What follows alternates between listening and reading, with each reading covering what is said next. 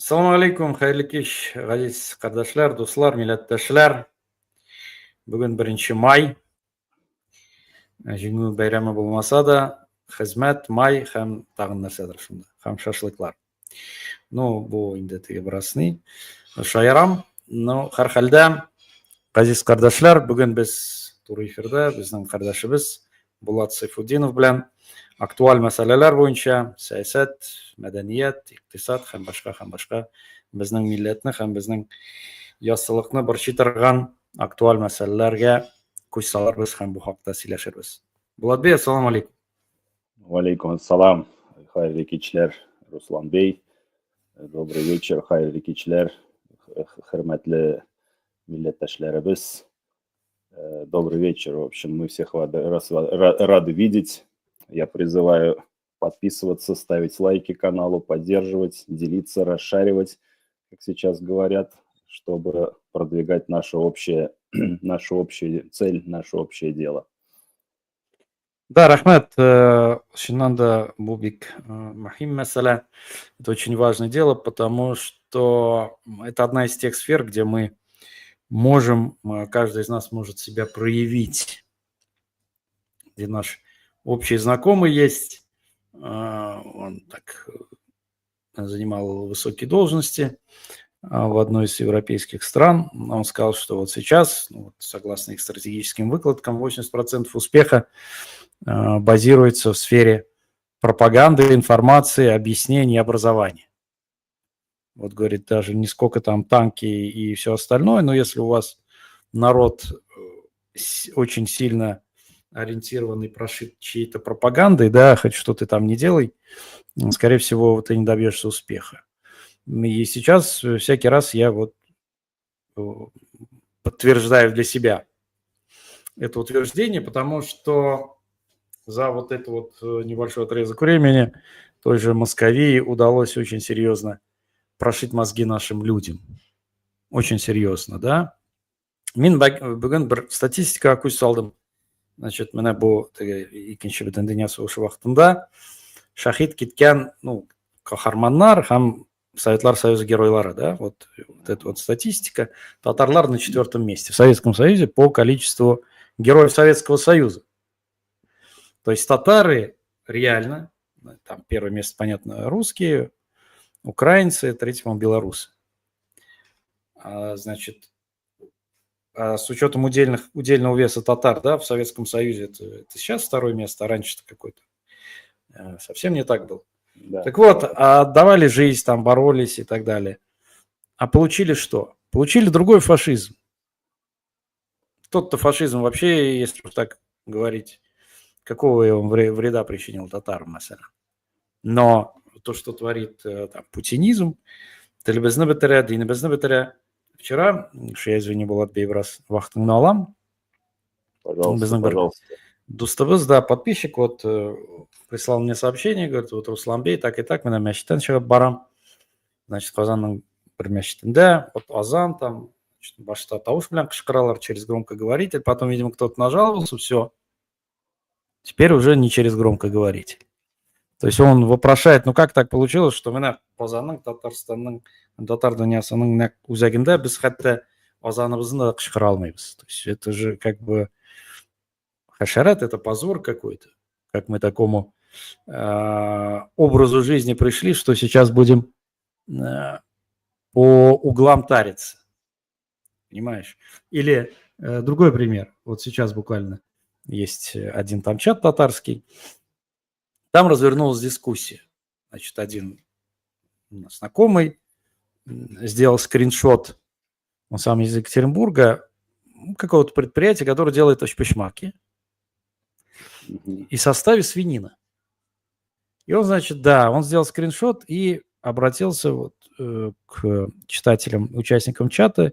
Пожалуйста, Тигетляр, там, оставьте соответствующие отзыв, да, плохой и так далее. Это же там безобразие, что такое. И вот там поднялась, значит, дискуссия. Вы что там, значит, Тыгляй была, это там оскорбит чувства каких-то христиан. Там пишут, слушайте, у христиан тоже запрещено думать за шарф. Нет, это вот не так, безлиберальные мусульмане должны быть. Ты представь, до какой степени мы готовы мы готовы отступать, Шигенерье. Что тут, ладно, Дунгыз болсын, тыгында Аурақы болсын, здесь, значит, меч турына Черкяу болсын, здесь это болсын, здесь не Руслан, не Булат, а Коля и Вася болсын. Ну и все, а что осталось? Боря и Рома. Да, а что осталось? Тавбе астагфирулла, да. Вот. Ну вот как ты считаешь, что вот мы ведь своими руками многое делаем. Да, конечно, там ужасный, страшный режим, но при этом-то, а мы-то что делаем, чтобы всему этому противодействовать? Руслан Бей, если позволишь, я вспомню, что я, как говорится, химик, и начну со свинины. Помимо того, что это запретное, харамное, да, харам, скажем так, по нашей религии, по исламу, плюс ко всему, лет 20 назад я еще читал научную статью биохимическую, не касаясь даже, я имею в виду, религиозного аспекта. Свинья самое грязное с биохимической точки зрения мясо. То есть больше всего оно загрязнено своими же токсинами, гомотоксинами так называемыми. Тогда как баран считается, наоборот, самым чистым мясом и даже имеет антиканцерогенную активность, то бишь противораковую, так скажем. Даже, я имею в виду, чисто с научной точки зрения, то как бы совершенно ясно. Не говоря уже об исламе, там, нашей, скажем так, мусульманской принадлежности или о том, что вспомнить, что свинина совершенно запрещена. Нет, про чпачмаки со свининой я не слышал. Но я сегодня тоже вот думал, буквально как бы помня о том, что у нас вечером эфир, о том, в каком состоянии, да, находятся наши соплеменники, там, так скажем, татары, татарстанцы. И сейчас вот твой пример с чпачмаками, со свининой заставил меня вспомнить о другом примере. Где-то год назад, наверное, я слышал, что, оказывается, сейчас в Поволжье, не только в Казани, я имею в виду, там и в Самаре, и в Саратове, и в Нижнем Новгороде, очень известен открытый в центре Казани какой-то бар-паб, в котором там наливают очередь целую коктейлей алкогольных, да, астагфирулла, из каких-то там разноцветных, и люди из разных регионов Поволжья едут в Казань, чтобы напиться в этом баре. То есть, к слову, о том, что чпачпаки со свининой, о том, что запрещается громкое произношение азана, объявление азана, и плюс ко всему к этому, то есть в центре Казани наиболее так известный, скажем так, бар-паб в Поволжье, куда стекаются алкоголики со всего Поволжья, чтобы напиться этих цветных коктейлей. Ну, вот такое вот, да, состояние, так скажем. Вот такое состояние. Что наши соплеменники делают, вот, если перекинуть мостик небольшой? Думал я об этом как раз сегодня. А у нас занимаются противопоставлением, да, вот о чем много раз ты говорил в своих эфирах, противопоставлением друг другу, так скажем, что даже вот на прошлых там переписях населения специально делят татарский народ там на казанских татар, мишар, сибирских татар, я уже не говорю там о крымско-татарском народе, который уже, наверное, как бы и татарами-то, как говорится, давно не считают почему-то. Ну, хотя мы понимаем, что, в принципе, мы все имеем общую историю. И вот как бы люди, так скажем, которые вот, допустим, управляют Татарстаном, насколько я знаю, туда, например, трудно пробиться людям, так скажем, не из такого, скажем так, приказанского клана, я не знаю. То есть это, по большому счету, татарстанское управление не является татарским, а, не знаю, Казанстан, не Татарстан, а Казанстан. То есть они, по сути дела, не отражают волю, скажем так, всех татар. В то же время, конечно, все хороши там, и среди мишар есть люди, которые за некую сепарацию там от казанских татар и прочее. То есть мы сами устроили вот эту навязанную, понятное дело, чекистами вот эту грызню еще с советских времен друг с другом. Но при этом давайте посмотрим, русские тоже отличаются друг от друга, причем гораздо, наверное, сильнее, чем разные группы татар. Если поехать, например, там, я не знаю, на север, я был в свое время на конференции больше уже 10 лет назад в Архангельске, где живут поморы. По большому Поморы, да, счету, туда это вообще никакие не русские. Они не русские. отличаются вообще и ментально, и по всем повадкам, по поведению, и по говору, по акценту, там по многим-многим-многим критериям. Но тем не менее, или там, я не знаю, возьмем там Кубань, Кубань, Ставрополье, Краснодарский край, да, и Сибирь, Урал, они же везде все разные, Центральная Россия, Поволжье, но тем не менее они все себя записывают русскими, не деля на субэтносы, на субгруппы и так далее и тому подобное. А мы вместо того, чтобы быть монолитом некоторым, да, выступать против, я не знаю, ну, если взять элементарный уровень эчпочмаков со свининой, там и самого известного в Поволжье пив-бара, не пив-бара, а паб-бара с цветными коктейлями и запрещением азана, мы занимаемся внутренней грызней какой-то и ничем хорошим, как говорится. Тем не менее, естественно, среди не нужно, как говорится,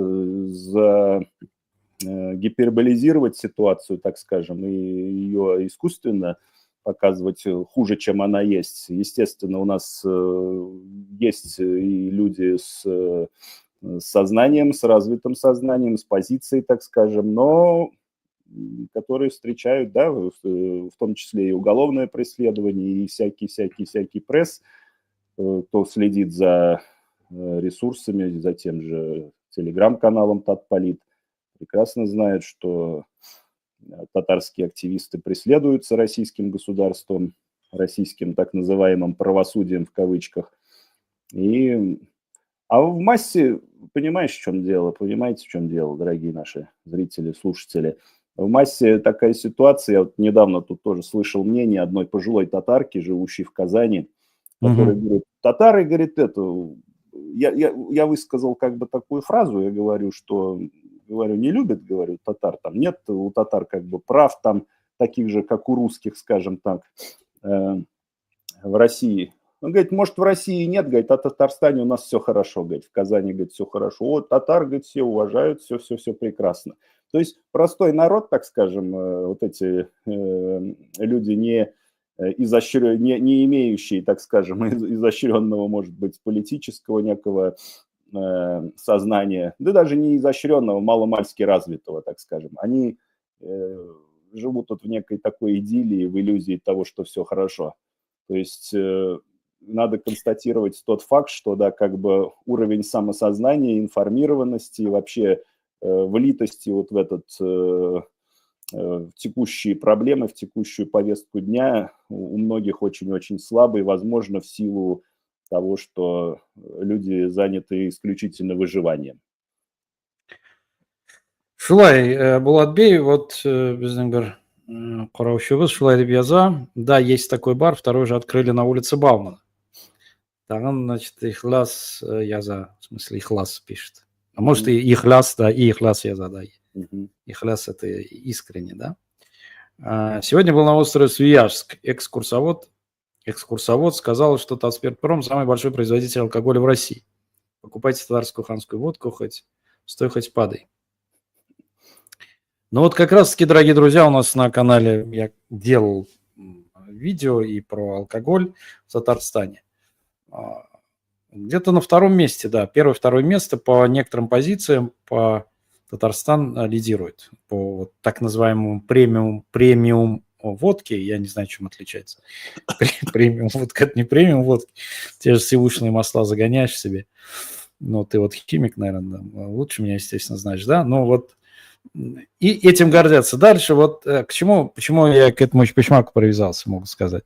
Смотрите, я бесспорный критик всех этих вещей, того, что да, у Булырга ты, да, там эчпочмак, чак-чак, но я не считаю, что они должны быть в центре нашего там культурного и прочей идентичности.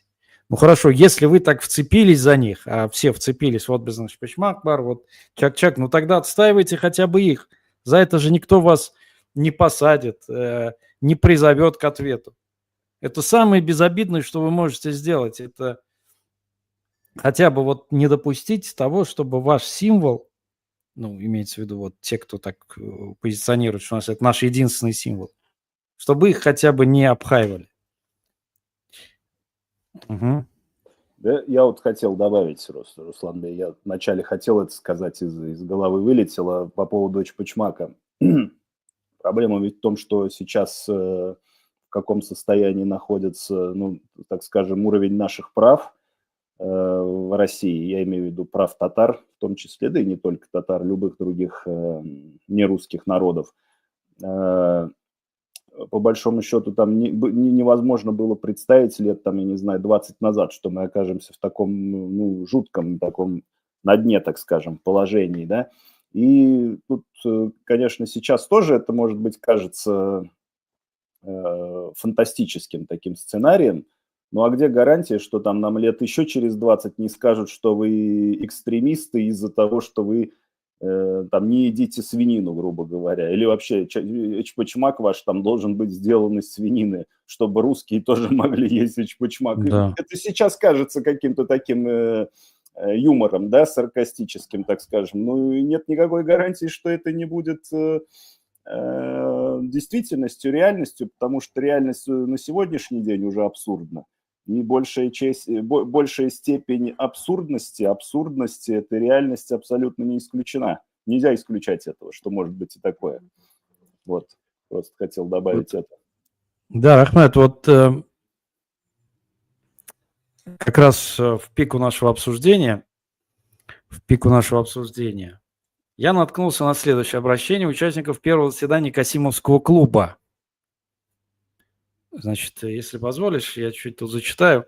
В настоящий момент наша Родина сталкивается с беспрецедентными вызовами. Среди них один из наиболее опасных – попытка расколоть цивилизационное пространство русского мира, разрушить его единый культурный код путем провоцирования межэтнических конфликтов внутри страны. Все более активными становятся проекты по фальсификации истории России, входящих в нее народов. Замечательно, да, вот чем Путин занимается. Трансформация их традиционной идентичности и формирование враждебного отношения к российскому государству и русскому народу. Эти процессы затрагивают, в частности, второй по численности народ России татар. При поддержке враждебных стран НАТО, куда без них, продвигаются фальсификационные трактовки истории этого этноса, то есть это вот Касимовский клуб пишет, и этого этноса, да, это отношение просто татар, как непрекращающегося противостояния с Россией. В одних трактовках навязываются мифические представления о Золотой Орде как родине всех татар, предстающих в данной парадигме жертвами, в кавычках, колониального угнетения со стороны России. В других Золотой Орде неправомерно отводится роль прародительницы и создательницы русского мира. При этом отрицается историческое многообразие татар, в том числе тот факт, что немалая их часть является православными. Существующее положение дел требует активных действий по сохранению и защите русской цивилизации. Сегодня, как никогда ранее, важно укрепление и продвижение единства народов России в рамках цивилизации русского мира. Основой для этого является, в частности, культурно-историческое единство двух крупнейших народов России, русских и татар. Сегодня мы создаем Касимовский клуб, новую русско-татарскую экспертную площадку, объединяющую всех заинтересованных в сохранении и укреплении русского мира. Русского с большой, конечно. Касимовский клуб нацелен на противодействие антироссийским и русофобским нарративам, навязываемым татарам враждебными по отношению к России внешними центрами влияния, СМИ, иностранными агентами, это мы с тобой, естественно, кто еще, НПО и другими. Среди задач Касимовского клуба противодействие идеям сепаратизма, русофобии, ордынства, противодействие, пантюркизма, пантуранизма в скобках, религиозного экстремизма, попыткам фальсификации истории и разжигания межэтнических конфликтов. Значит, тут будут они проводить. Значит, все, то русский мир. И в конце, значит, укрепим русский мир. Русские татары вместе за единую неделимую великую Россию. Город Москва, 10 апреля 2025 года. Вот тебе, пожалуйста, наш ответ Чемберлену, как говорится. Наш ответ Чемберлен. Обязательно вот эти вот овцы найдутся, паршивые. Таковых немало. Я как-то рассказывал в одном из эфиров про попытку, значит, сил КГБ. Тогда мы с тобой, по-моему, обсуждали вот эту вот Динара, такая была Бухарова. Жена КГБ. Жена ФСБшника, да, муж у нее ФСБшник. Они вот создали организацию православных татар, не кряшинов, а типа новокрещенных. И всячески, значит, пытались там бузить. Именно в месяц Рамадана они хотели в доме Асадуллаева в Москве проводить мероприятие, им там отказали, они подняли шум, там проверки были. Короче, вот все с этого и начинается, когда наши отказываются от своей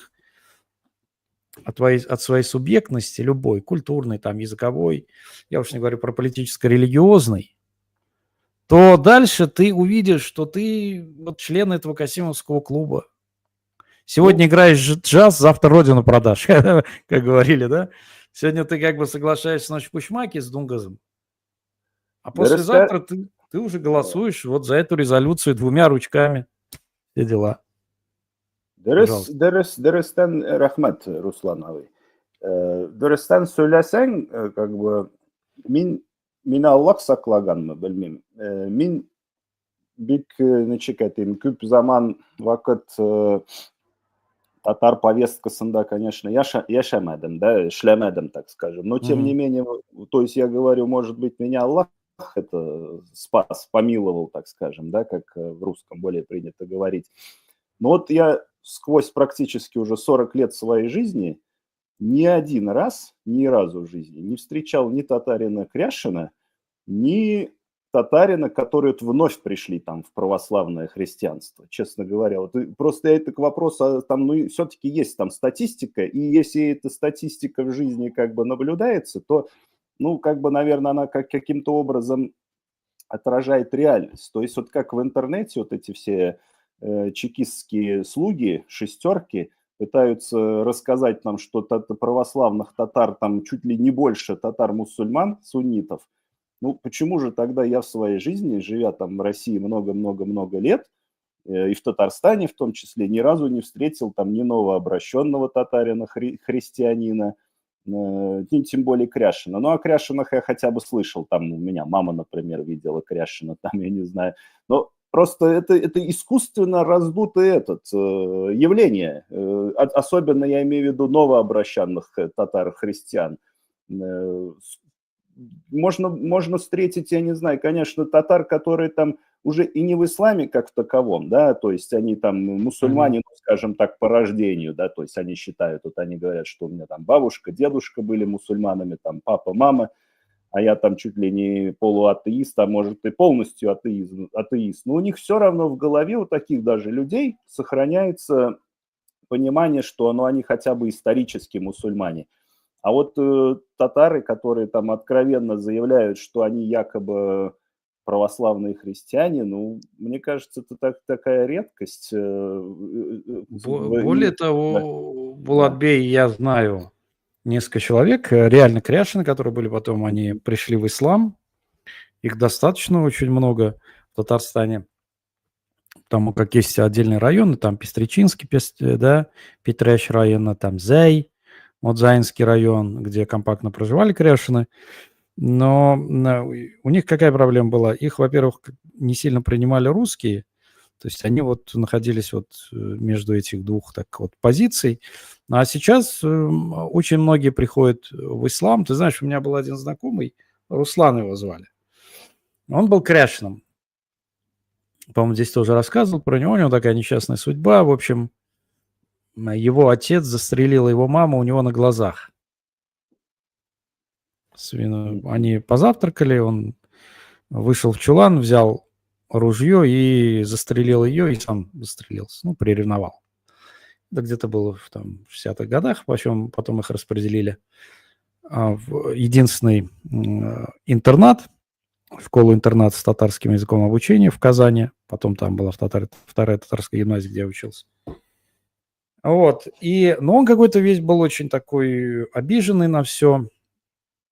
И так он бизнесом занимался, был представителем Бомбардии по Поволжью. Бомбардии, знаешь, вот, который известная фирма, самолеты, снегоходы и так далее. В общем, он жил в Альметьевске, так неплохо зарабатывал, дружил с Третьяком. Ну, в общем, такой чел был интересный. Но с ним там случилась катастрофа, в общем, 98 год, там разорение, 5-10, в общем, потом он занялся книжным бизнесом. И вот мы как-то познакомились на одном мероприятии политическом, потом общались, и он мне говорит: ты знаешь, мы кряшеный древний народ, мы произошли от Тибета. Я говорю: прекрасно, Руслан, вот, например, я историк, соответственно, дай мне несколько источников, даже сомнительного свойства, что вы имеете связь с Тибетом. Нет, там все утрачено. Хорошо, говорю. Язык кряшенский. Один в один татарский. Ну, просто вот нету Просто никаких разрывов. Вставлены некоторые православные словечки. Термины, да. Но они даже у них богослужения, они говорят худам, алам и так далее. Да, то есть у них... Дальше я говорю: хоть одно слово тибетское есть? Или, может, элементы религии, бон и так далее. Он, значит, замешковался. Я говорю: слушай, ну вот, я говорю, если бы вот ты был инженером, ты вот занимался этими делами, а я пришел, гуманитарий, начал лезть в твои там инженерные дела. И говорю: это шестеренка лишняя, там, давай ее уберем. Я говорю: то же самое. Но дальше он рассказал такую историю, которая как бы так очень сильно меня задела. У нас был серьезный разговор, я ему сказал, что если так будет продолжаться, мы общаться не будем с тобой. Значит, он развел свою супругу, которая была татарка. Ну, и она пришла в ислам, надела хиджаб и вышла замуж за одного тоже татарина в Альметьевске. Ну, знаешь, Альметьевск — нефтяная столица Татарстана. И он, значит, не в силах вот смириться с этим. Ну, не знаю, что там жена ушла, что она стала мусульманкой. Он пошел в ФСБ и сказал, что ее супруг ваххабист. Это вот когда вот эта вся истерия была. Я говорю: ну и что? Что мы можем делать? Ну вот я вас предупредил, там, если что случится, вот он ваххабист и так далее. И он мне так сказал, я был, конечно, просто поражен. У нас так вот серьезный разговор получился, очень такой острый. То есть я к чему это веду? Что есть часть, которая действительно приходит в ислам, а вот часть, которые вот не могут понять, кто они вообще по сути. То есть понятно, что ты не тибетец никакой, что ты не русский там. Вот идентичность, она самоопределяется таким образом. То есть идентичность – это еще и судьба, потому что если у тебя вот эти внутренние разрывы, то и твоя жизнь будет такая же вот лоскутная. Шулай бит. Шулай Руслан Бey, ama tagın da bir plast var da, bir sarau проблем. Вот, возвращаясь к этой декларации Касимовского общества, тут же что нужно еще подчеркнуть, да, как бы мы, то есть там только вопросами там православизации, христианизации как бы затронули этот вопрос. Но тут же мы, в принципе, еще понимаем, что сейчас многие люди, как бы их сознание формируется интернет-пространством. Эти чекисты, сволочи, да, прекрасно это понимая, то есть имея там определенных специалистов в этой области, они пытаются вот деформировать сознание людей посредством как бы воздействия через интернет-пространство.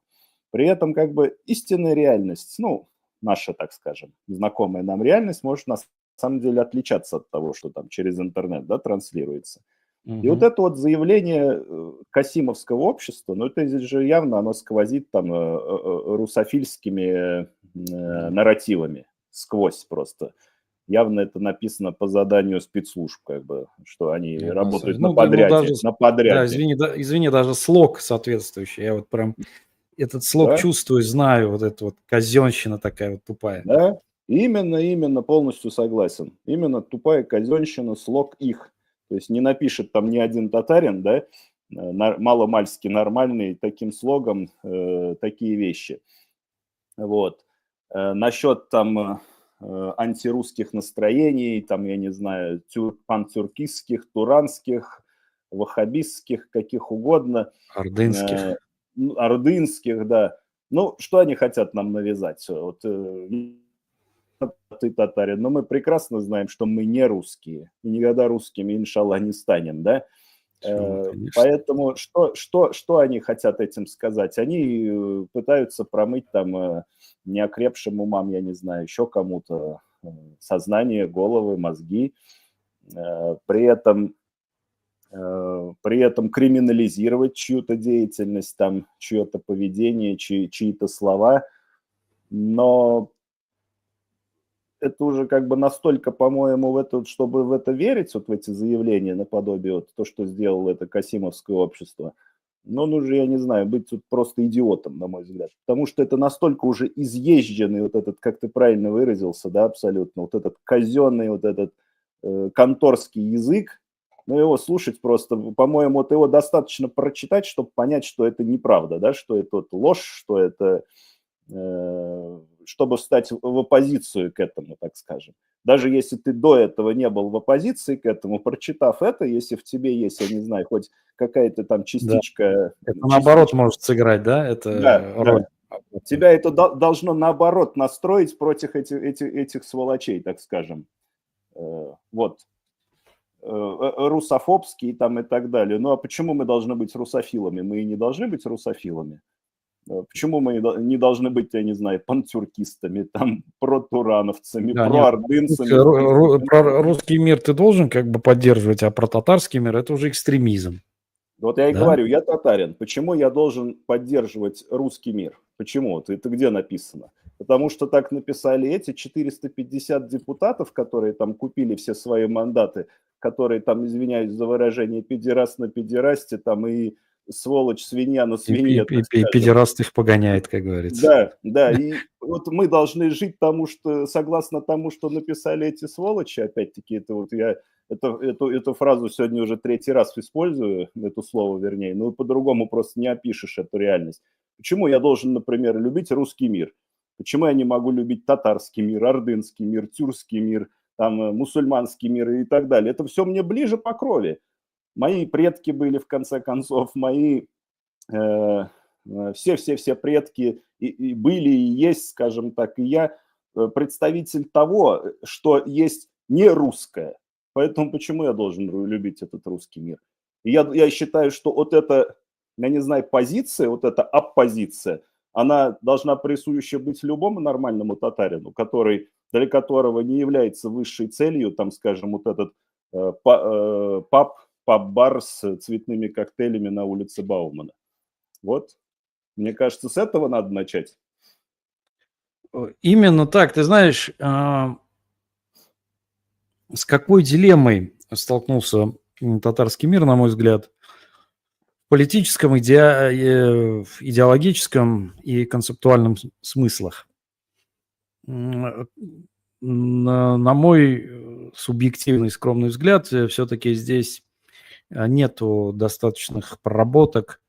То есть мы еще не определились вот по-настоящему, чего мы хотим. Вот татары чего хотят. С одной стороны, хотят быть частью чего-то, большого пространства, русского мира, российского. С другой стороны, как бы хотят быть либеральными, да, что вот мы не такие, мы самые образованные по определению Ленина, ну, что действительно так, как бы стремились к знаниям, все остальное. А к чему пришли? Были небольшие эпизоды, когда мы смогли просиять. Это после первой революции, так называемой, 5-го года, там, ну, буквально там до 7-8 года, вот там, умер Тукай, там, как раз, да, это было как раз в апреле перед его днем рождения в 13 году. Все, после этого как бы пошла реакция. Дальше это чуть-чуть 90-е годы. Вот. То есть две оттепели, они привели к тому, что татары смогли реализовать себя, и расцвела и культура, и все остальное. А сейчас как бы вот попали в такую непонятную историю, на мой взгляд, реально, когда даже в интеллектуальном пространстве есть неопределенность. Чего мы хотим, к чему мы должны стремиться. Знаешь, есть такие лозунги, но они видно, что даже эти лозунги не сильно цепляют людей, потому что не объяснено, а что стоит за этими лозунгами. Да, вот говорят, много же говорили, так, Гитлер, значит, давайте вот политикой не будем заниматься, вот культур-мультур. Хорошо. Ну, мы с тобой сейчас разобрали, даже вы свой культур-мультур не можете сохранить на уровне Шпичмаков и Чак-Чаков. Ну, не можете. Не можете праздники сохранить, потому что если у вас очередь стоит в паб-бар, где там напишут Акбарс и все там, о, наши туда-сюда. Все, этим же заканчивается. Я уж не говорю про ДИН и так, про республику, там, про независимость. Вот они точно за нее не будут идти. И вот отсутствие какого-то такого мощного ядра и приводит, наверное, к этому, к тому, что мы сейчас, оказавшись в ситуации такого рассеяния и политического в том числе, не можем какие-то проекты выполнять, что-то реализовывать, да. По сути, у нас нету там постоянно действующей какой-то политической структуры зарубежной. Ну, я не говорю про отдельных людей, про их инициативы, я говорю так вот по фундаментальному, по серьезному. Ну, это и к нам претензии, я не снимаю с себя ответственности. Почему такое, на твой взгляд, получилось? Почему такое происходит? Я тут чуть-чуть, если позволишь, чуть-чуть как бы с конца, может, даже начну. Вот когда я сейчас Извини, слушал твой извини, вопрос, у меня пожалуйста, в голове... извини, пожалуйста, сейчас один Да? наш Да. общий знакомый прислал мне как раз сообщение. Недавно Казанский бар вот это выиграл в номинации «Лучший бар в Поволжье». Вот, есть чем гордиться. Вот я говорю, я слышал где-то полгода или год назад, тут, оказывается, очень популярно там среди Поволжья, так скажем, ездить в Казань. Это как, это знаешь, это как чем стало. Если уж как бы общий знакомый прислал такую эту новость, я тут тоже вспомнил, когда как-то еще в 10-е годы, по-моему, молодые там студентки, девушки со всего Поволжья тоже любили ездить в Казань и обязательно сфотографироваться там полуголый, с кривыми ногами, там, я не знаю, согнутыми, точнее, не с кривыми, напротив мечети Кул-Шариф. То есть, как бы, ну, это по большому счету тоже осквернение, да, вот если так разобраться, этого места. Вот, то есть тогда это казалось для меня, ну, как бы диким. То есть Да, это думаю, ведь не ну, просто, извини, пожалуйста, не просто культурное место, там культовое заведение. Это место, где кровь шахидов, защитников Казани, да, и, собственно, вот Кул-Шариф и его шакирды, это были те, кто приняли последнюю смерть мученическую, ведь он был сеидом, он был ну, вот чего. наследником, да, прямым наследником пророка, салям, ему предлагали уехать в Крым, в Бухару, то есть ему давали возможность, он отказался. Я имею в виду Кул-Шариф. Да, я Да, понял. извини. Это правильно, да, нужное дополнение. Вот я и хочу сказать, то, что тогда, вот это в нулевые годы, я не знаю, там в десятые, это вызывало такое, ну, удивление, как это вообще, как бы... Понятно, что у этих, кто туда приезжает, там, с согнутыми ногами, там, в шортах, там, выше чего угодно, там, бы то ни было, фотографируется на фоне этой мечети, и, и как бы это не, ну, как бы в их головах, понятно, этого нет понимания. И не было, и не будет. Но это как бы это было возможно, да, это неправильно, то есть в этом вот навязанном дискурсе, в котором живет Татарстан, выгнать, я не знаю, прогнать этих фотографирующихся там голозадых, извиняюсь, невозможно, невозможно было. Вот. Теперь мы приходим там, я не знаю, к этому самому известному паб-бару в Поволжье, который в центре Казани находится. И вот эта вот череда событий, там рекорды, которые бьет там Татспиртпром, эчпочмаки со свининой там и прочее, прочее, прочее. Ну ладно, это вот чуть мы в сторону уклонились, а я хотел к твоему вопросу, вот, я не знаю, об отсутствии такого ядра, что ли, в Мгм. нашем народе, да, вот вернуться к более такому фундаментальному как бы вопросу. И вот я говорю, когда я слушал, как ты задаешь этот вопрос, э, хотел вот начать вот с чего. А вот этот курс, который сейчас взяла Московия, да, Московское государство, Кремль, Российское государство, на унификацию, да, так скажем, России, на построение, по сути, по факту, да, такого унитарного государства и с единой нацией, с русской нацией. Возможно ли вообще в России построить национальное государство, где все вот эти народы с разными религиями, с разным происхождением там, и так далее и тому подобное будут именоваться русскими? Я, честно говоря, не верю в это, да, в это не верю. Но, тем не менее, как бы мы видим, что часть нерусских народов, часть, в том числе и татары, они почему-то поддаются вот этим устремлениям Москвы, по большому счету. Да, пока они помнят о том, что они татары, то есть они могут открыто не называть себя русскими.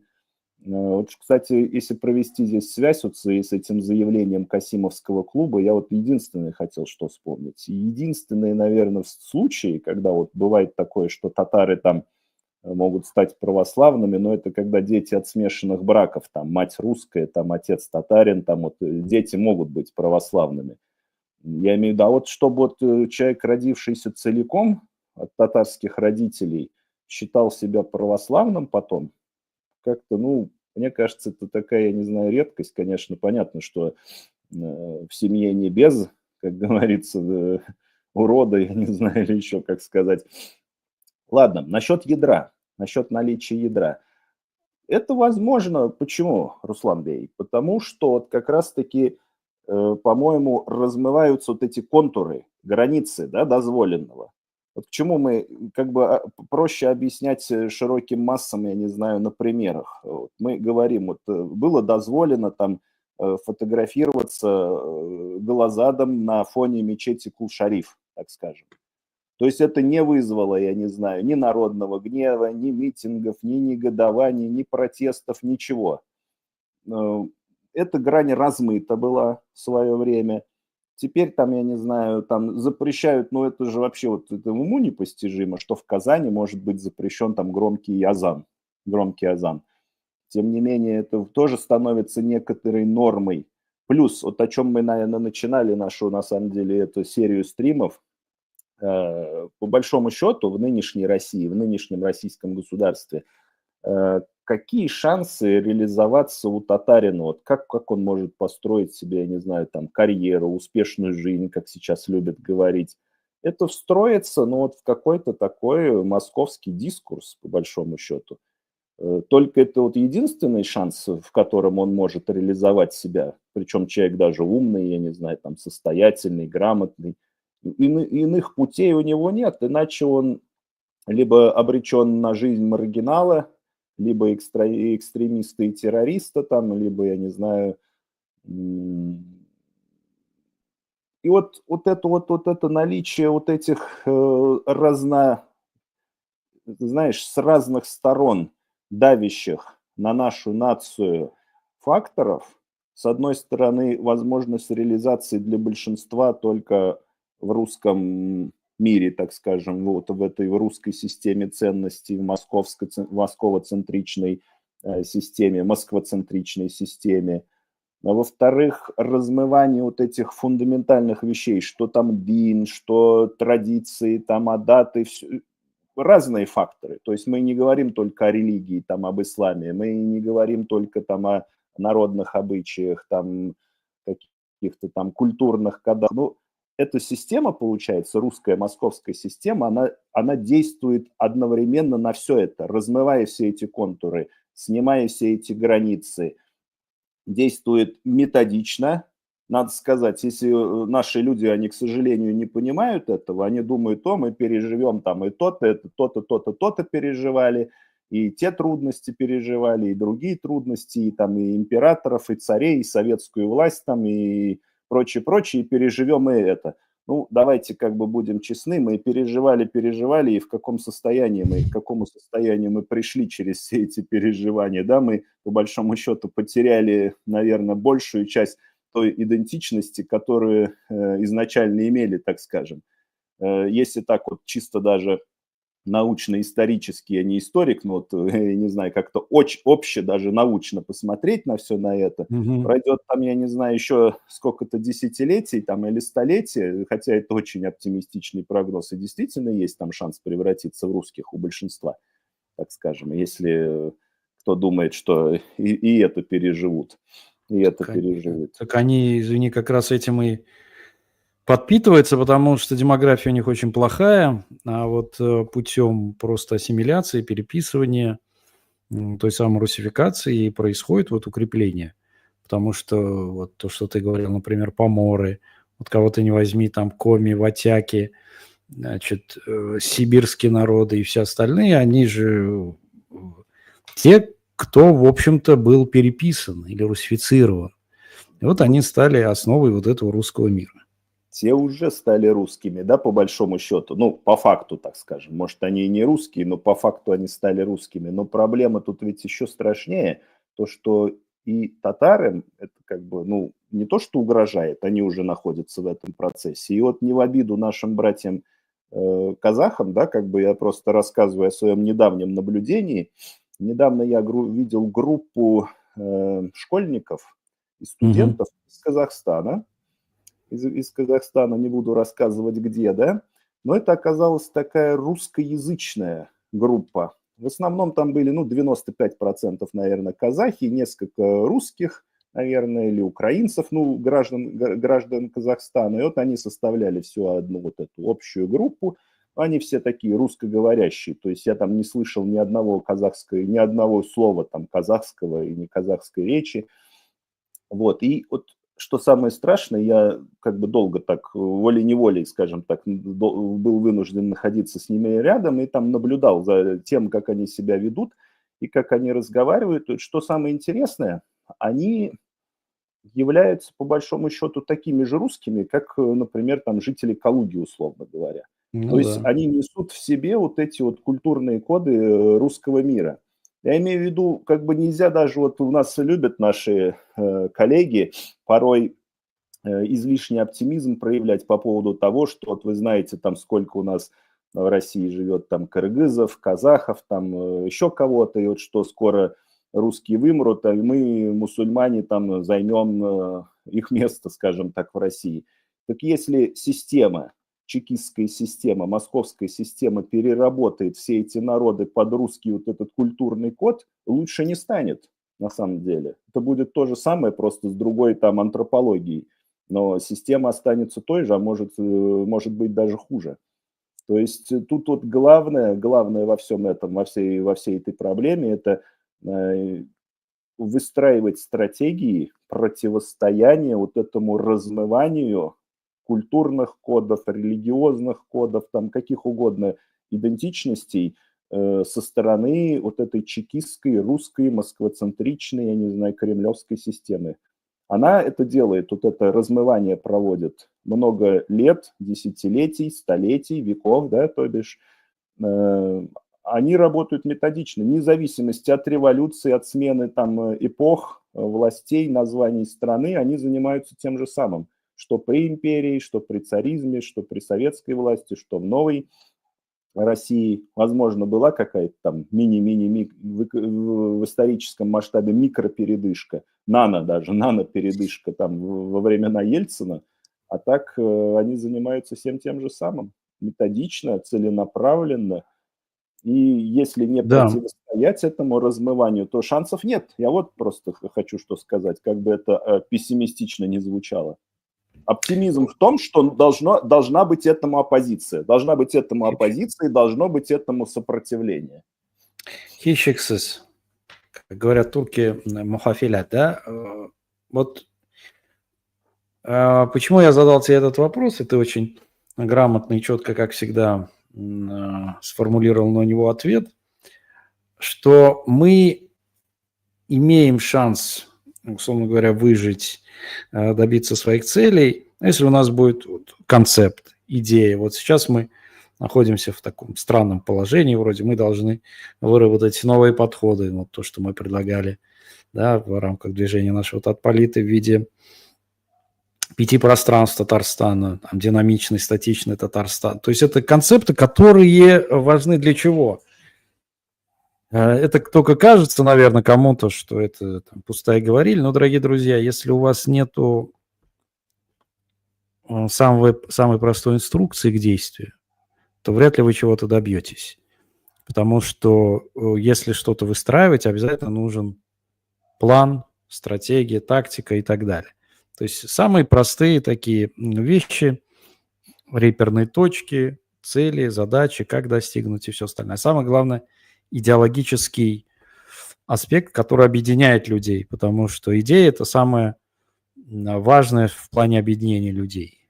То есть людей объединяет прежде всего некая идея. Вот сама даже нация – это же идея определенная. Вот объясняет людям, вот Телегезбер, там, Медания Телегезбер, Динегезбер. И они как бы вот за счет этого, сам простой человек, он же не будет рассуждать, но когда он слышит, как ему объясняют, что вот у нас есть там великая история, мы достойны этого, он сразу начинает как бы вот выстраиваться, сразу начинает внутреннюю мобилизацию производить. То есть основа и важность идеи, она в этом, того, чтобы собрать и создать, ну, как бы, как это сказать, то, что говорил Хайдеггер, вот бытие, das Sein. Вот как бы вот оно вроде неощутимо, но вот оно как бы вот присутствие его означает все. Да, вот как эфир, разлитый в пространстве, вроде ты его не видишь, ну, так раньше трактовали, но оно есть, да. Шуңа күрә, Булат Бей, да, пожалуйста. Да, если я просто вот как бы тут вышли на одну тему, я считаю, которую нужно озвучить, да, чтобы не откладывать это на потом.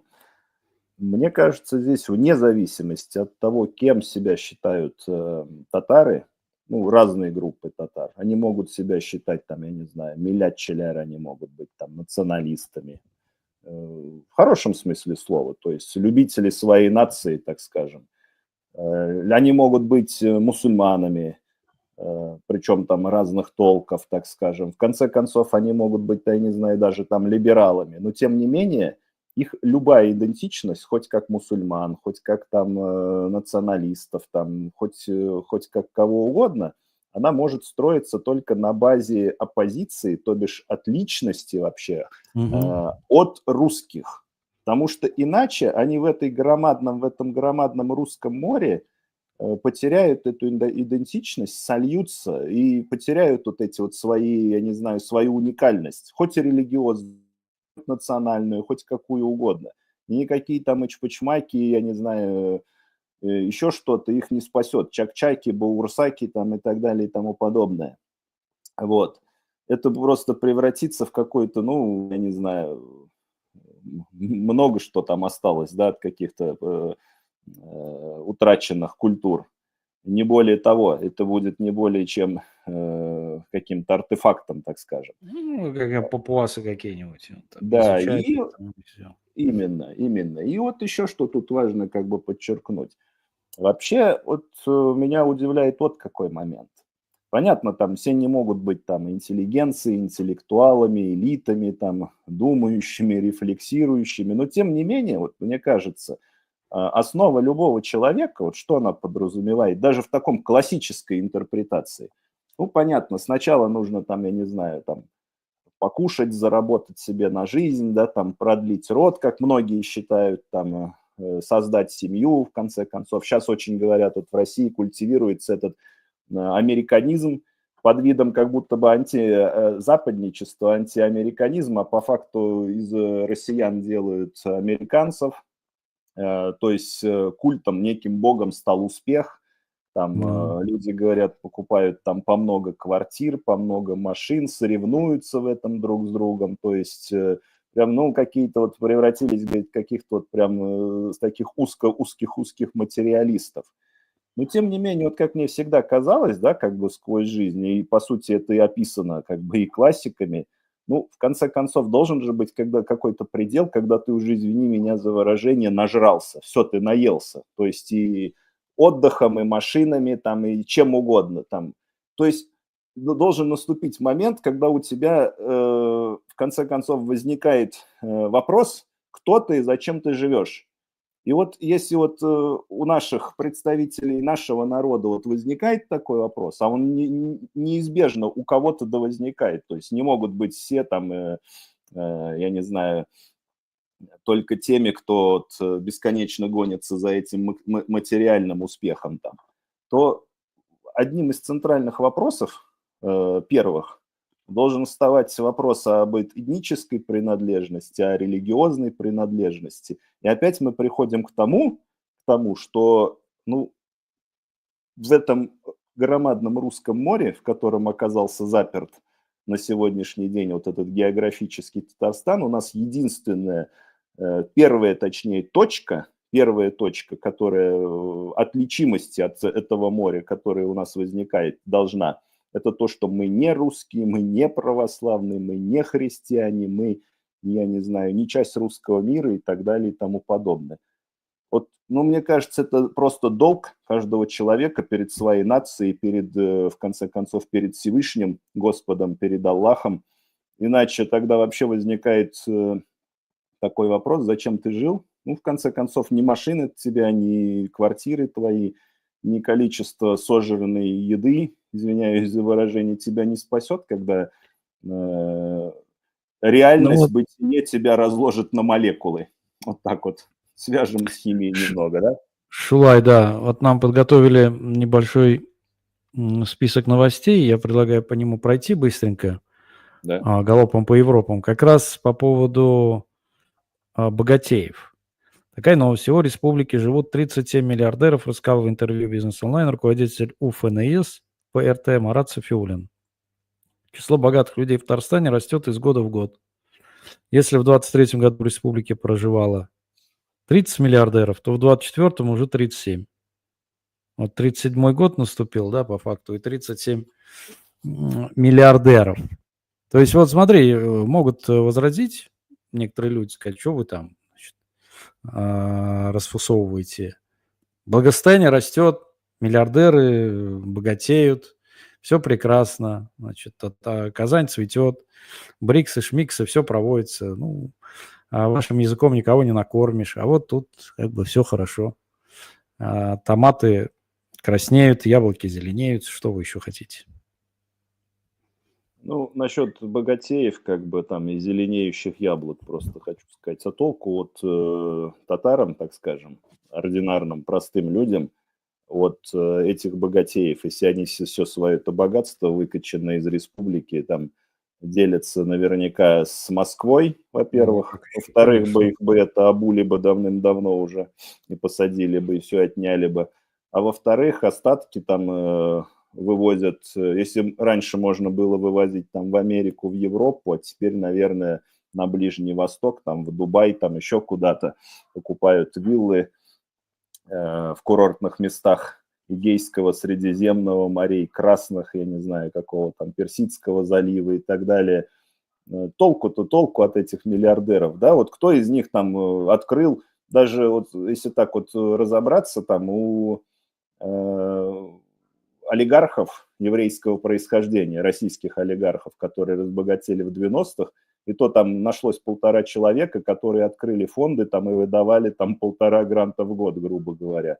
Кто вот из этих татарских олигархов создал какой-то фонд, который, может быть, там выдает хотя бы 1,5 гранта, я не знаю, на развитие там татарской идентичности? Я не знаю, я как бы не хочу быть голословным, но почему-то моя гипотеза, что никто. Потому что если они этим занялись бы, тогда бы их мне кажется, чекисты бы их сразу бы закрыли, да? Да, но они, видишь, этим не занимались, мы поднимаем постоянно этот вопрос. И в самые такие преснопамятно травоядные времена. И богатели. Можно было, если бы тогда, в 90-х, в начале 2000-х, заложить эту основу. Тот же Милли университет, про который мы говорили, Национальный университет. Сейчас можно было его сделать в виде онлайн-университета, да. Вообще никаких проблем нет. И все остальное. Но нет же, опять-таки, на Сабантуе деньги находятся, и меценаты находятся. А на остальное то ли как бы они не созрели, то ли им действительно там их вяжут по рукам и ногам. Но я на самом деле не верю, что прям вот тогда за ними следили, сейчас-то да. Просто так получилось, что даже вот Национальный университет, Милли университет, который в 94-м, по-моему, или 92-м году принято было решение, тогда Шаймиев подписал, и я знаю людей, вот у жены непокойной, Мерхамнар, которые свои деньги вкладывали, просто небогатые люди, ну, среднего достатка, компьютеры покупали. Не получилось реализовать там чуть-чуть, вот Мерхум, известный ученый Ильдус Амирхан, это внучатый племянник Фатиха Амирхана, у него был вот Дар эль-Галим, он его назвал, ну, как бы университет религиозно-светский, Кол-Шариф, вот я там тоже проучился. Ну вот он Москве на своих плечах и привлекая своих сторонников, людей, родственников, потому что у него 5 братьев, они все были ученые, один был из них банкир, ну, заведующий, как это называется, управляющий банком. Ну вот он сгорел, умер от рака, в общем,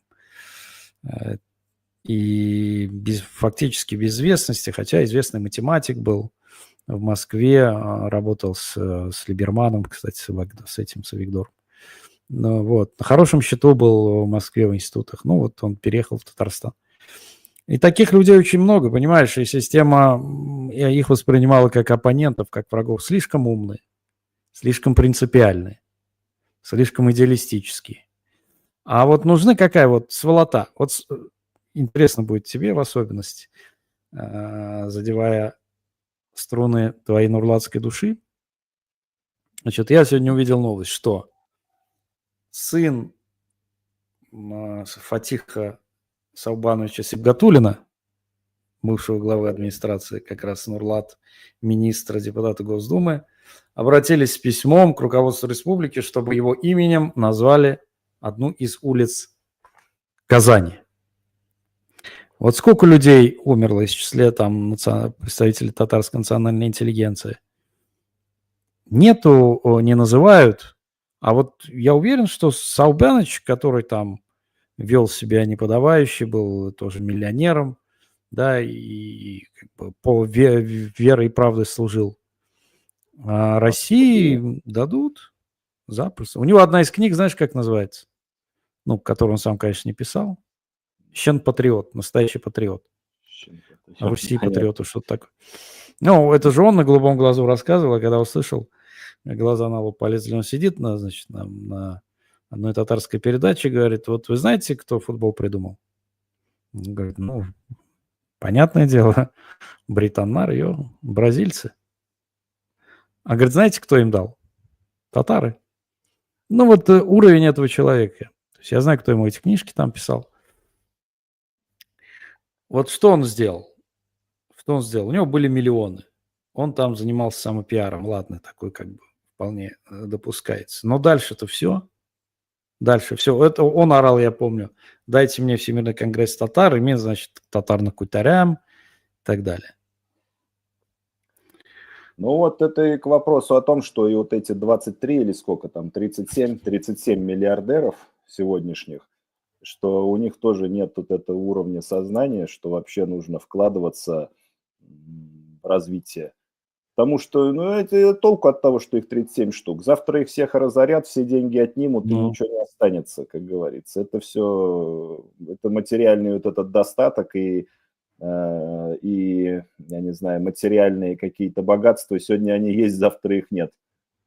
Если нет вложений, так скажем, в какие-то фундаментальные вещи, то это все не имеет никакого смысла. Вот на мой взгляд. Так. Ну вот смотри, не очень охота в эти дебри дебильные влезать, но раз уж пошло такое дело, опять наш этот друг пишет, сори, бро, есть еще пиво со вкусом чак-чака. Ну это же, как говорится, вообще. Ну это мы понимаем, да. Серебряной пули добили татарского вампира, называется. Да. Вот новость была. Внучка Митимира Шаймиева, тоже миллиардерша, провела, значит, празднование своего дня рождения на Волховке. Прям самый, да, вот самый центр. Прям фактически под Кремлем. Там пел то ли Лепс, то ли Швепс, то ли вот эта вот вся публика. Естественно, там миллионы все это стоит. И это, значит, вбрасывается типа скромно вот в своем кругу отметили. То есть едут представители вот этой золотой молодежи, которые заработали. Они даже не заработали, потому что как она могла заработать? Я понимаю, ее отец, дед хорошо там как-то эти миллиарды прокручивали. Она-то каким образом причастна? Дальше. Она едет, значит, в центр Москвы.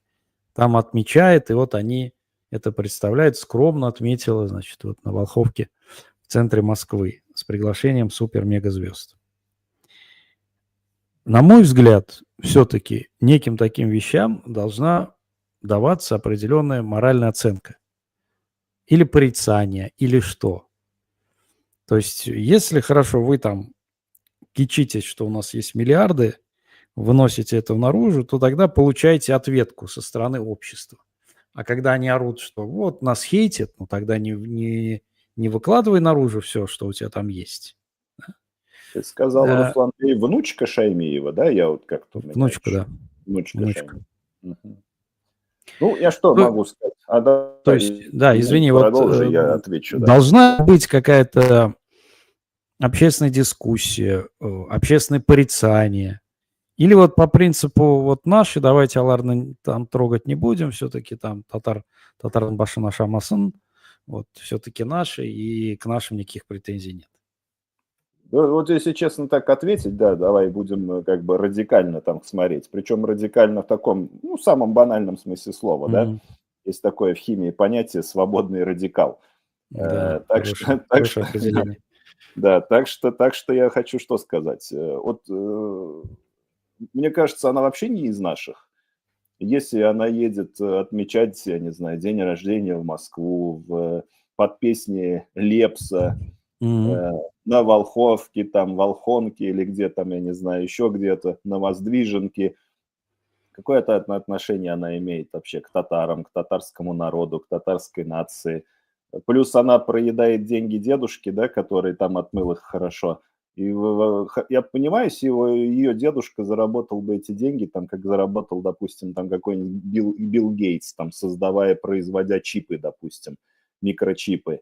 Мы же прекрасно понимаем, как они заработали эти деньги. За счет тех же нефти, Татнефти, там, я не знаю, Татарстан, там, Нижнекамск, нефтехима, там, и прочих производств, которые, по большому счету, были созданы на татарстанские деньги. Причем во многом это наследство все еще советской инфраструктуры, промышленной инфраструктуры, да, модернизированной, да, там переделанной, да, и так далее, и тому подобное. Но это же было все, по большому счету, приватизировано, отнято у татарстанского народа, у татар за 3 копейки, как это сделал Чубайс там по всей России со своей компанией. Также это сделали эти шаймиевско-минихановские элиты с тем, чтобы находилась на территории Татарстана. Мы не получили от этого ни копейки. Ну, может быть, я не знаю, там Синаттың алма чачаката, там Казанда, там экмек бар тигисы мынсы, как говорится. Но это такие крохи, это даже не крошки с барского стола, это просто выкинутые объедки, и то основную массу объедков съедают там кошки и собаки, а то, что досталось людям Татарстана, гражданам Татарстана, это, по-моему, еще меньше, чем дают вот этим кошкам и собакам в виде объедков с барского стола.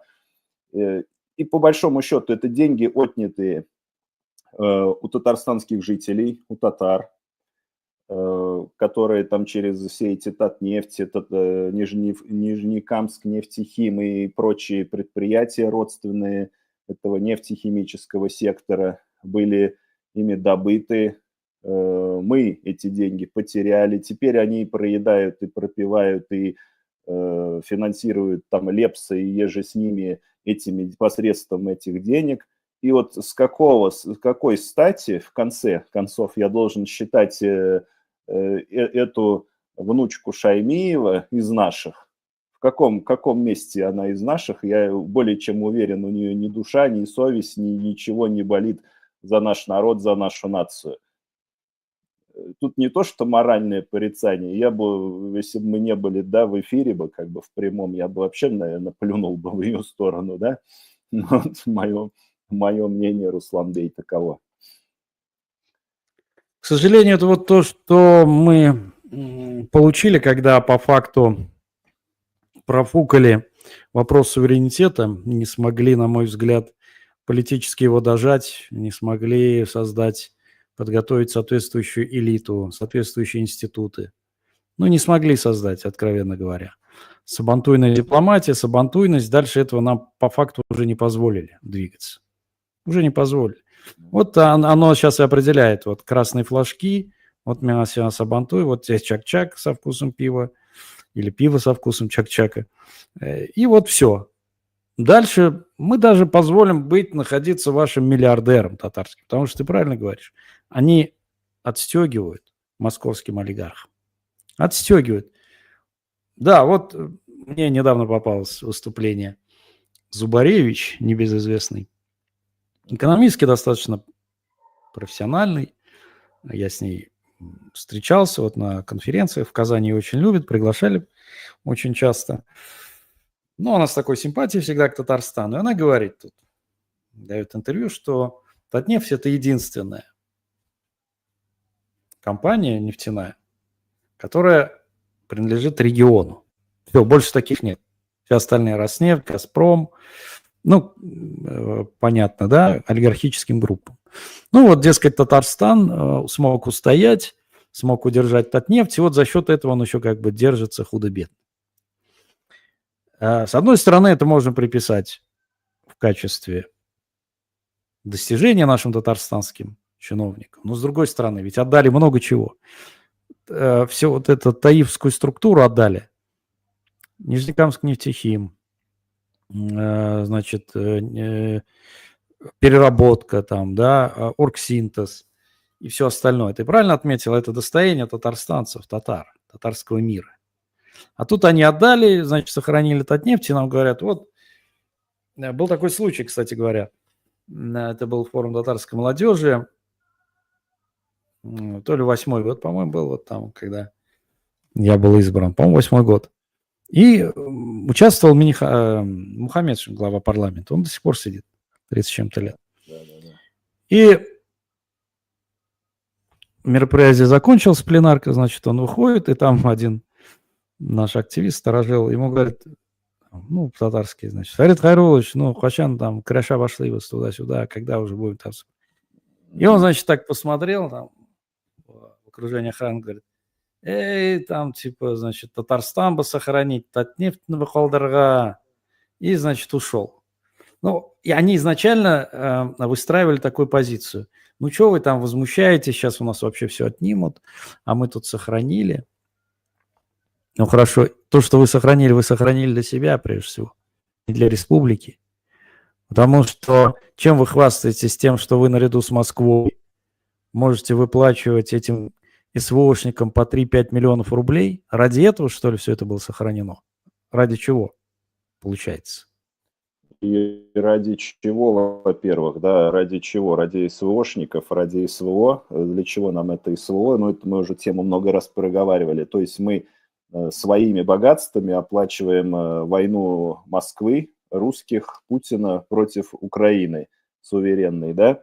Это раз. Во-вторых, вот как ты напомнил, Нижнекамск нефтехим, там и родственные компании были отданы фактически там Роснефти и другим там Лукойлом, я не знаю, каким-то уже московского подчинения, так скажем, концернам, компаниям. И, по сути дела, я так понимаю, осталось у Татарстана, опять-таки не у народа, но, будем так говорить, у Татарстана условно Татнефть. А что такое Татнефть? Это же по большому счету и не переработка, и не нефтехимия, и не тонкая химия. Это просто добыча нефти. Добыча. Я прям чуть-чуть совсем сталкивался с нефтяниками, работающими там и на производстве, и в науке. И я знаю, что вот эта проблема в том, что татарстанскую нефть выкачали, ее практически не осталось. То, что там сейчас добывают эти водонефтяные эмульсии, то, что выдавливают оттуда, используя всякую разную гадкую химию, там из-под татарстанских недр, из-под татарстанской земли, там максимум 5% нефти, все остальное вода. То есть там не осталось нефти. Сейчас проблема в том, что, я не знаю, ее, может, докачают, и там вообще не будет нефти. И в итоге эти предприятия, там, например, там какие-то нефтеперерабатывающие заводы или Нижнекамск нефтехим, они будут уже сырье перерабатывать, которое будет приходить там из Сибири, там из Арктики, еще откуда-то, но не из-под Татарстана. Проблема в том, что эта территория превратится, я имею в виду татарстанская территория, в что-то наподобие там Саратовской, Волгоградской, Самарской области или еще хуже какой-нибудь, я не знаю, там Тульской, Калужской и так далее.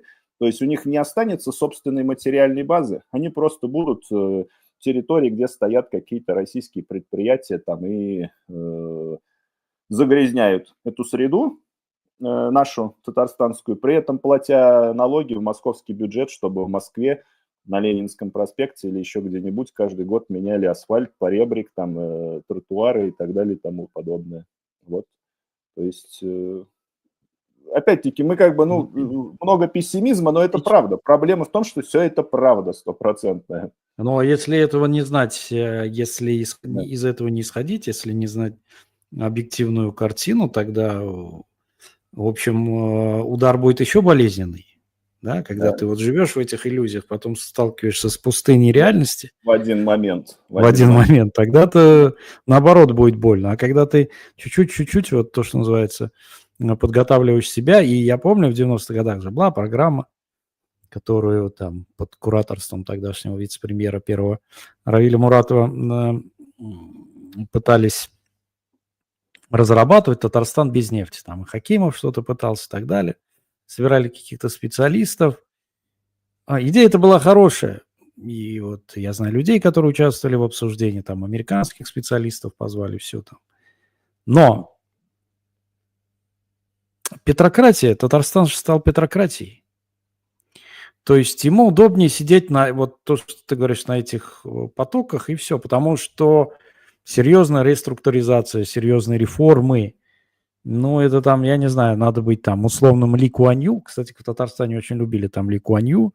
Отправляли, если помнишь, чиновников целыми толпами, вагонами в Сингапур. Они там месяцами жили, в Малайзии жили. Все, мы сейчас тут устроим в Татарстане Сингапур, ничего не устроили. Единственное, что устроили, конечно, закрутили гайки. Гайки закрутили вот такие. А в остальном, как бы, от Сингапура не осталось ничего. И, собственно, мы прекрасно понимаем, что если экономика будет очень плохая, то тогда Татарстан может в целом еще быстрее как бы вот разойтись, расплавиться, что ли. Я просто хочу что сказать вот насчет экономики, как я это понимаю. Я не экономист, конечно, по образованию. Просто ждет что-то, наверное, наподобие Самарской области. Ну, то есть это как бы не самый бедный регион, надо сказать, вообще в России. В советское время это был побогаче Татарстан. Да. Но там, надо сказать, находятся 3 крупнейших нефтеперерабатывающих завода Роснефти в России, в Самарской области. То есть это Новокуйбышевский непосредственно около Самары, Куйбышевский в самой Самаре и Сызранский НПЗ. Все они теперь, раньше они были в структуре ЮКОСа, теперь они в структуре Роснефти. И они считаются 3 крупнейшими нефтеперерабатывающими заводами Роснефти. И, в принципе, проблема-то в чем? Так как они принадлежат Роснефти, то загрязняют они экологию Поволжья, Самарской области, а налоги они платят в московский бюджет, так как головной их офис в Москве, на Софийской набережной. Такая же участь ожидает Татарстан, что этот Нижнекамск нефтехим, условно говоря, будет загрязнять воздух Татарстана, так же, как загрязняют химзаводы, химические заводы, я не знаю, там Челябинской области или Нижегородской области, землю Поволжья и Урала, а налоги будут платить там условно на Софийской набережной там, или еще где-то в Москве, московский бюджет. И, тут еще нужно сказать, что вот, видишь, дроны теперь производят в Татарстане, которыми бомбят Украину. То есть вот новые направления какие-то дают. Сегодня Украину, завтра говорю. Могут, я извиняюсь, и Казахстан бомбить, и могут другие Казахстан братские бомбить, да. Да, и если, например, грубо говоря, вот прекрасно же знают теперь украинцы, во всяком случае, точно знают, что часть этих дронов, которые на них летит, собирается в Татарстане, в Елабуге, и они как бы вот, когда говорили вначале там, что русские свиньи, теперь они как бы имеют, наверное, на это полное право говорить, что и татары свиньи, раз они производят эти дроны, которые летят на украинскую территорию, так скажем. А вот представь себе ситуацию, что эти дроны действительно полетят на Казахстан, на наш как бы родственный, там и с тюркской точки зрения, там и с религиозной точки зрения народ, казахстанский народ, то мы, вообще, что это, мы превратились в слуг, да, слуг Московии, не более того.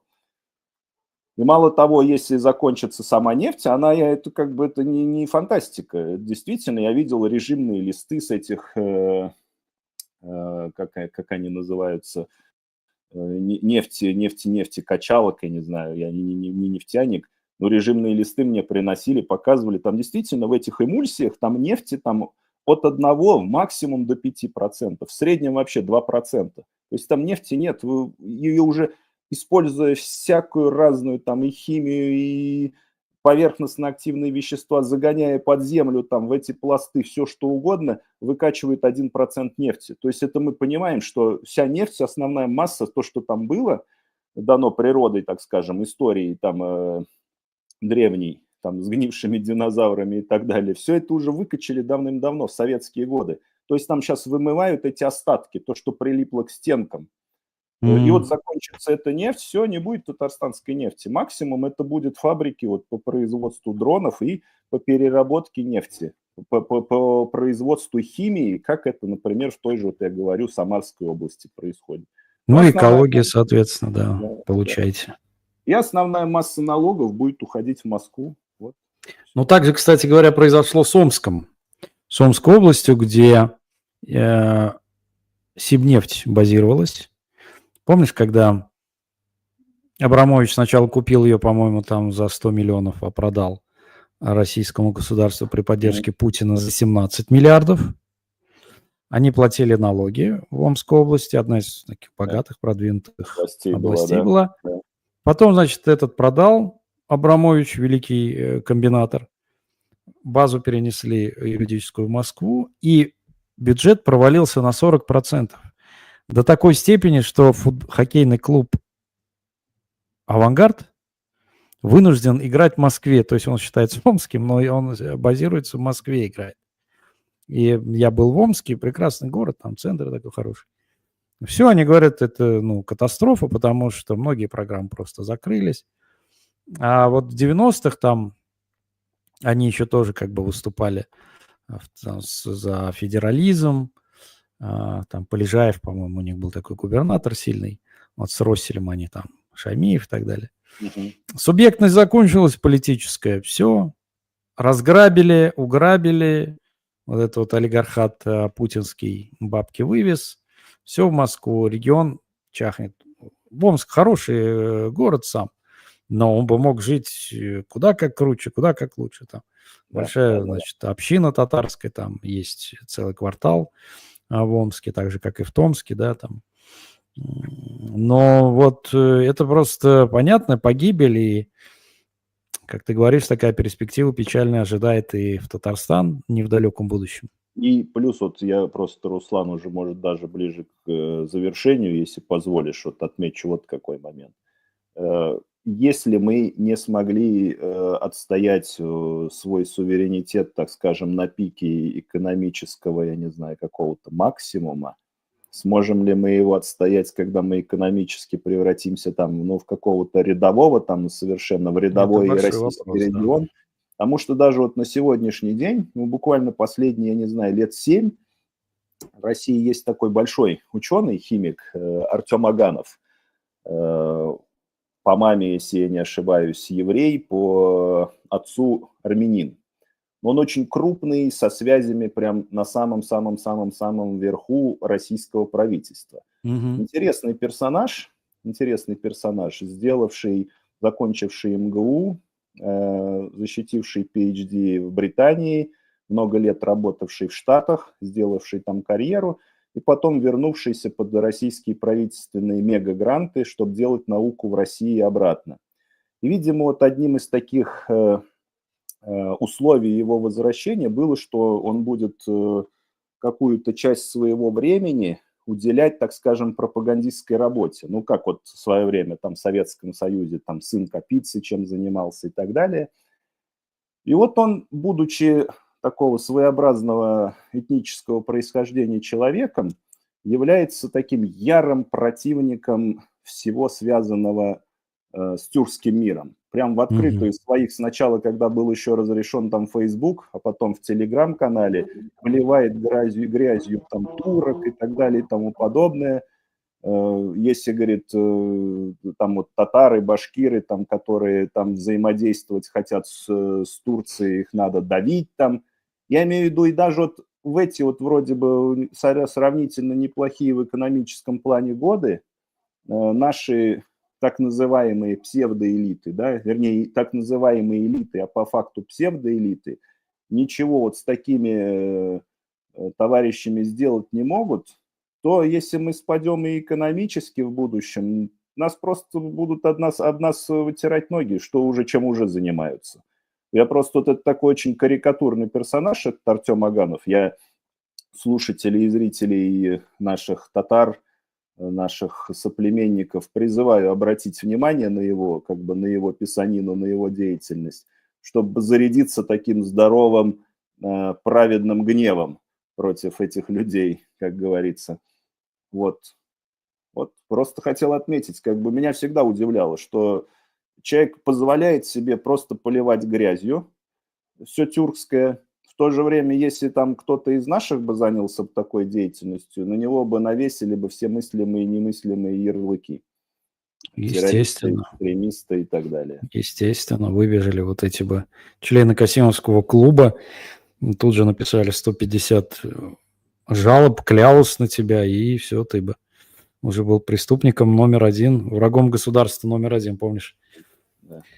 Небезызвестный фильм. Ну что ж, Булат Бей, Бигзур Ахмед, как всегда, очень конструктивный, интересный разговор, и спасибо нашим зрителям, которые тоже подключаются, вот, обсуждают, задают соответствующие вопросы. Дуслар, не пропадайте, как говорится, и кинчат нада. Обязательно эфир Гачарбас. Бигзур Ахмед. Салам алейкум, рахматуллахи баракатух. Ва алейкум ассалам, рахмат сизге.